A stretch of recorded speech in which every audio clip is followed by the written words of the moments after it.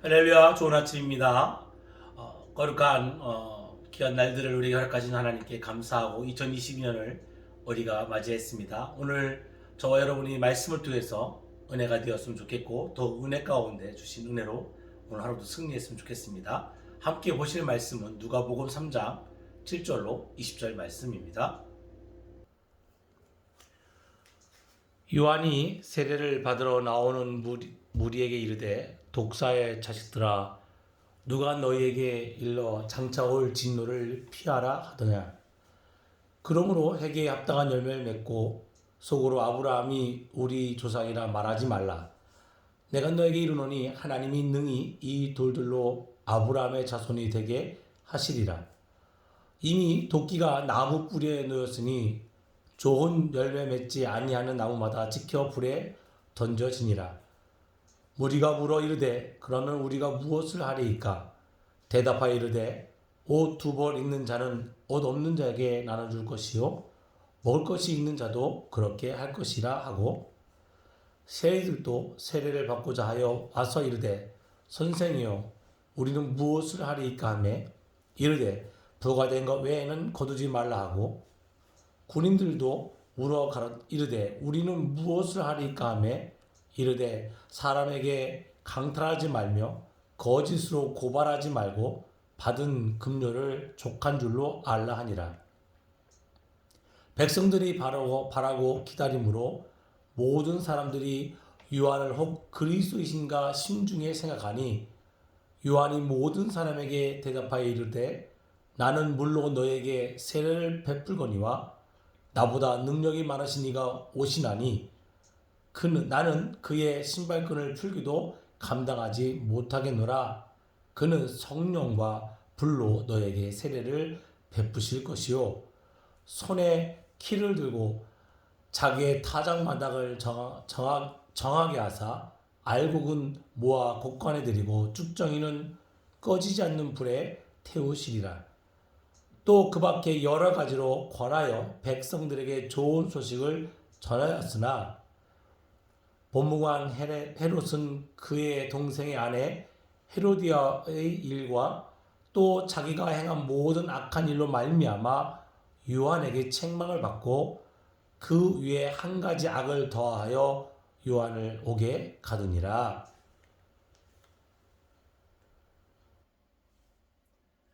오늘도 말씀을 통해서 우리에게 주실 귀한 은혜를 사모하며 말씀을 통해 허락하신 은혜를 사모하길 원합니다. 회개하는 삶이 어떤 삶인가 라고 추격할 때 회개에 합당한 열매는 변화된 삶이라고 일축할 수 있습니다.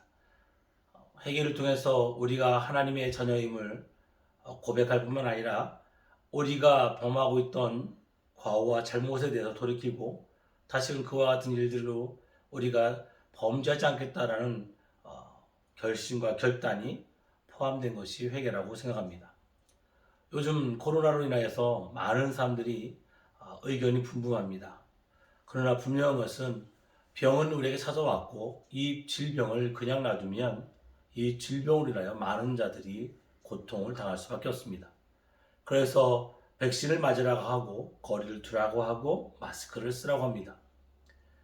어찌 보면 우리 신앙생활 가운데도 이 회개가 이와 같지 아니할까라고 생각합니다. 죄와는 거리를 두어야 될 것이고 말씀을 통해서 우리는 백신과 같은 면역력을 신앙의 면역력을 세워야 될 줄 믿습니다. 때로는 우리의 언어를 자중하기 위하여 마스크를 착용해야 될 필요가 있습니다. 회개라는 것은 나의 삶을 돌아보아 말씀에 합당하지 않은 것을 내려놓고 합당한 말씀의 삶으로 돌아서기를 결심하는 것 좀 있습니다. 회개의 삶은, 즉 변화된 삶은 우리에게 어떤 모습으로 다가와야 될 것인가? 우리가 다시 한번 돌아보았으면 좋겠습니다.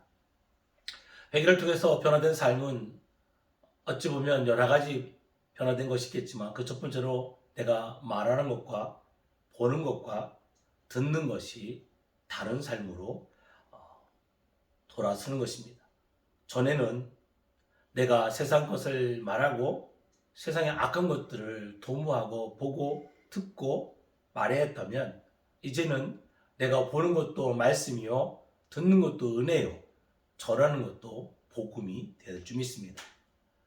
오늘 하루의 삶 가운데 여러분 무엇을 보고 무엇을 듣고 무엇을 말하길 원하십니까? 성도답게 보고 성도답게 듣고 성도답게 말할 수 있는 그런 날이 어찌 보면 회개로 말미암아 변화된 삶의 첫 번째 걸음이 되지 않을까 생각합니다. 두 번째로 우리는 삶의 모습이 변화된 것으로 회개된 삶이라고 볼 수 있습니다. 회개를 통해 변화된 삶을 우리가 측량할 때 저 사람이 얼마만큼 변화된 삶을 살았는가를 볼 수 있습니다. 죄된 모습에 돌아섰으면 그 죄와는 무관한 삶으로 변화된 삶을 살아야 될 것입니다. 내가 입술로는 회개했다고 말하면서 나의 삶의 변화가 없다면 진정한 의미에서 우리는 회개한 것이 아닙니다. 세례 요한은 오늘 그에게 세례를 받으러 오는 백성들에게 회개를 촉구했습니다.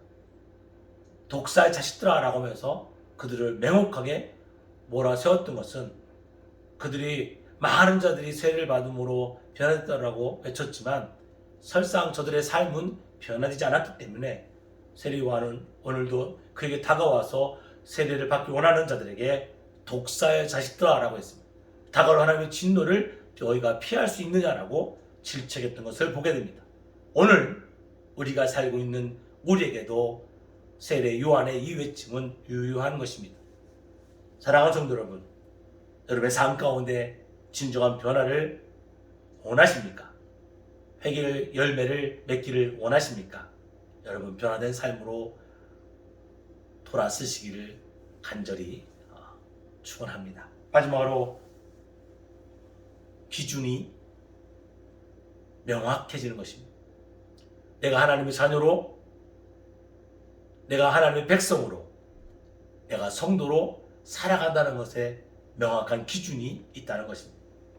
전에는 그 선이 명확하지 않아서 죄에 넘어지기도 하고 죄된 곳에 내가 뛰어들기도 했지만 내가 말씀을 통해서 나의 영혼이 정결해지고 내가 아버지 앞에 회개함으로 말미암아 거듭난 삶을 살아가게 될 때에 나의 기준은 말씀에 있다는 것입니다. 말씀을 통해서 나의 삶의 명확한 기준을 세우고 그 기준 가운데 하나님의 은혜를 선포할 뿐만 아니라 하나님의 은혜를 내가 전하고 또 나의 삶으로 나타낼 줄 믿습니다. 사랑하는 성도 여러분, 오늘 여러분의 삶 가운데 허락되신 하나님의 은혜는 무엇이라고 생각하십니까? 저는 오늘 세례 요한이 외쳤던 이 회개가 오늘 하루 여러분의 삶 가운데 더 큰 은혜로, 더 큰 도전으로 다가왔으면 좋겠습니다. 2022년이 벌써 시작되어서 한 달 가운데 반이 지나가고 있습니다. 여러분, 우리가 원대한 꿈을 꾸고 큰 계획을 세워서 하나님께 영광 돌리는 것도 좋지만 오늘 하루 내가 회개한 양심을 통해서 변화된 삶을 아버지 앞에 또한 내 이웃에게 보여줌으로 또 결심함으로 그 열매를 맺으면 얼마나 좋겠습니까? 하루의 열매가 모여서 한 달이 되고 그 한 달의 열매가 1년이 되고 나의 삶의 기준이 될 줄 믿습니다.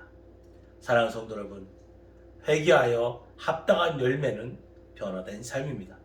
오늘 그 변화된 삶으로 아버지 앞에 또한 말씀 앞에 승리하는 여러분 되시기를 주의 이름으로 축원합니다. 기도하시겠습니다. 거룩하신 아버지 하나님 감사합니다.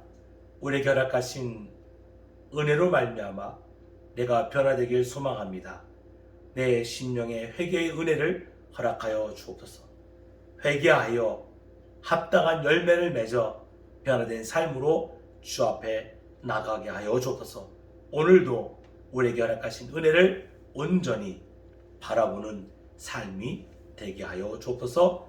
예수님의 이름으로 기도드렸습니다. 아멘.